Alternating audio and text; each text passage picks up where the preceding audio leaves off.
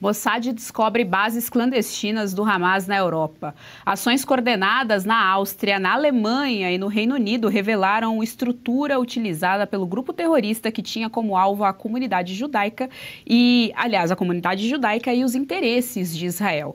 Nós vamos à análise do Guilherme Fiuza. É sabido que desde 7 de outubro, os terroristas do Hamas vêm tentando reconstruir células externas. A gente vai agora para a análise do nosso queridíssimo Guilherme Fiuza, já está aqui conosco no telão. Fiuza, boa tarde, seja muito bem-vindo ao Jornal da UES, segunda edição. Boa tarde, Geisiane Freitas, prazer estar com você.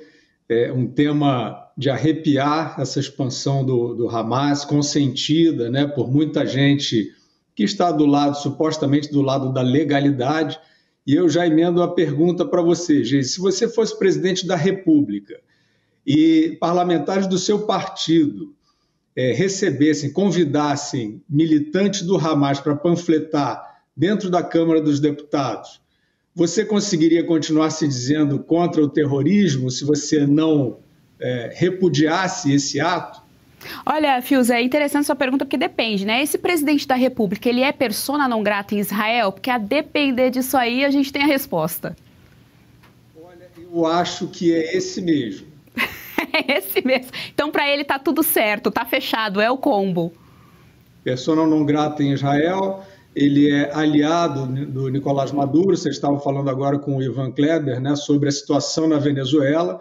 Ora, a situação na Venezuela ela é gritante politicamente para o Brasil, né? Porque a gente está no meio de uma operação abafa e que essa imprensa, né, que faz aí um papel de assessoria de imprensa hoje, governamental, né, uma parte dela, tem uma partezinha dela que faz o tempo todo, mas uma outra parte grande faz frequentemente. E nesse assunto de violência, crime organizado, narcotráfico e terrorismo, a imprensa está fazendo cara de paisagem em relação à parceria do governo brasileiro, do grupo político que manda no Brasil, com o grupo político do Maduro, que é considerado hoje um chefe de cartel.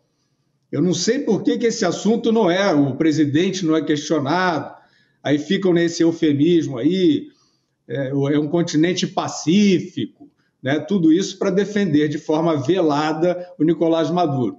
Agora, por que isso tem tudo a ver com essa expansão do Hamas? E aí eu chamo a atenção, Geise, para o seguinte fato. O Hamas, a expansão do Hamas é a expansão de uma força obscura, né, violenta, criminosa, só que é diferente do do registro que a gente tem da época da Al-Qaeda, por exemplo. Al-Qaeda, Osama Bin Laden, claro, tinha meia dúzia de metidos a malucos, exóticos e tal, que faziam relativizações do 11 de setembro e tal. Só que a Al-Qaeda e depois o Estado Islâmico eram, para o senso comum, de uma maneira quase total, eram células de crime, do crime, não passeavam pelo ambiente da legalidade. E o Hamas não. O Hamas é uma multinacional do terror que tem uma máquina de propaganda impressionante, e eu acho mais impressionante ainda como essa propaganda consegue ser efetiva com o nível das carnificinas, do sadismo que ele protagoniza.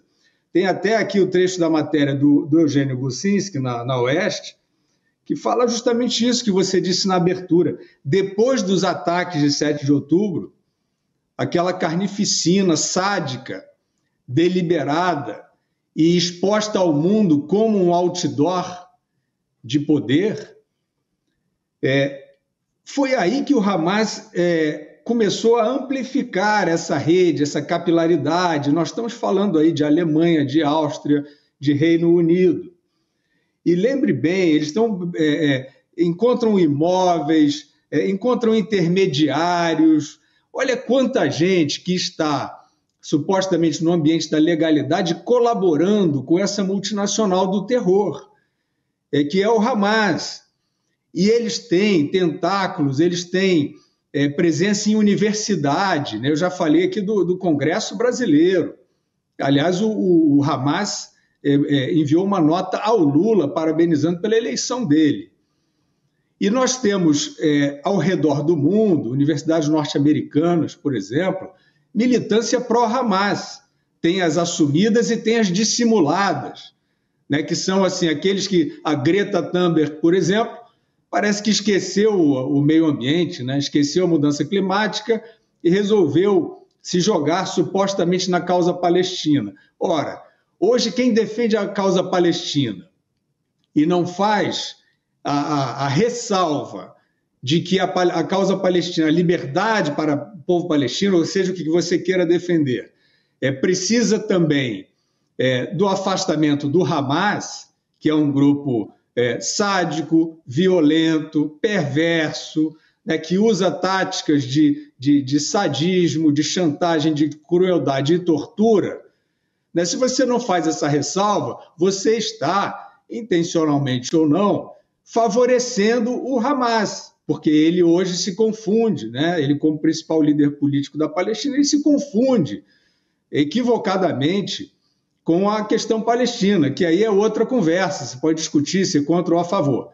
Mas hoje, então, tem essa máquina de propaganda e a gente chegou no ponto, Geis, em que, recentemente, na Inglaterra, nós vimos o caso de uma prisão de um sujeito que postou uma crítica, né, fez um post no X insultando o Hamas. E esse sujeito foi preso. Então, não é que seja hoje mais você vai combater o crime, ele está lá, nas sombras. Não, ele tá na luz, ele está no meio das instituições. Ele tem o beneplácito, ele tem a complacência, né, de covardes círculos intelectuais, acadêmicos, jurídicos, a ponto de você ter autoridades, como a gente está vendo, como eu acabei de citar, no Reino Unido, que vão em cima de alguém que faz... Você criticar o terrorista, como é que isso pode ser onda de ódio? E aí a gente volta para a questão brasileira, para o drama brasileiro. Há um projeto aprovado na Câmara dos Deputados, chamado de lei antifacção, onde há um avanço no combate ao crime, ao narcotráfico no Brasil, e onde foi necessário, né, no trâmite de negociação desse projeto, que se abrisse mão da tipificação das facções criminosas no Brasil como terroristas. Então, a gente vê que também no Brasil, e eles não conseguem explicar, né, esses que se apresentam dizendo assim, não, isso é perigoso, isso é contra os direitos humanos, isso é contra a soberania. Eles ficam com essa retórica, com essa balela, e eles não conseguem explicar por que eles não permitem essas forças, inclusive a força da situação, a força governamental, por que não querem permitir a tipificação de organizações cruéis que usam o terror como forma de se impor territorialmente, socialmente, politicamente, né? Ou seja, que tem todos os ingredientes, né, desse tipo de atuação. Agora mesmo o senador Alessandro Vieira, já comentei, né, que ele apontou a realidade de infiltração das facções criminosas brasileiras na institucionalidade. Então a gente tem isso, quer dizer, o modus operandi do Hamas, né, esse que agora uma operação gigantesca está estourando células pela Europa, né, não é em periferia, não é em regiões menos desenvolvidas em termos de civilização, é nos países mais civilizados, com complacência de intermediários, com imóveis. Nós vimos, né, nessa linha também aí do discurso supostamente pró-Palestina, que acaba virando propaganda do Hamas, nós vimos a relatora das Nações Unidas para a faixa de Gaza sendo sancionada pelo governo norte-americano, acusada justamente, ela vem com aquele discurso, não, o genocídio de Israel, que é o mesmo discurso do Lula, né? E que lá foi considerado a palavra-chave, né, a retórica que encobre uma complacência com as forças obscuras que tomaram a Palestina, e o Hamas é a principal delas, né? E, por isso, esta relatora das Nações Unidas foi sancionada. E, no embalo disso, se descobriu instalações das próprias Nações Unidas servindo de abrigo para integrantes do Hamas. Então, para concluir, o mais assustador dessa história é que hoje não é como era o combate à Al-Qaeda, ao Estado Islâmico. O Hamas recebeu um banho de loja. O Hamas tem muito jovem aí, acredito que até inocentemente, né, deveria se informar melhor, mas até inocentemente, achando que o Hamas é, de fato, aí um braço, né, uma vanguarda de luta por liberdade, não sei onde é que eles conseguem ver isso, mas essa máquina massiva de propaganda obtém isso, e é claro que a gente precisa estar de olho, porque esses que, da complacência, esses intermediários, esses facilitadores, esses propagandistas do Hamas, eles não estão em grutas, não. Eles estão por aí em universidades, em parlamentos, em empresas, na mídia, né? E eles precisam decidir se eles querem o lado da paz ou o lado do terror.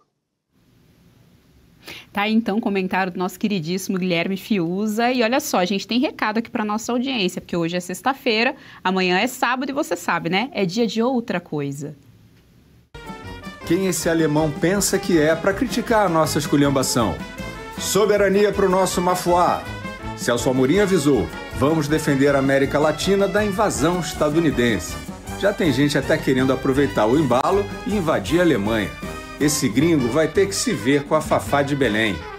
Voa, Brasil!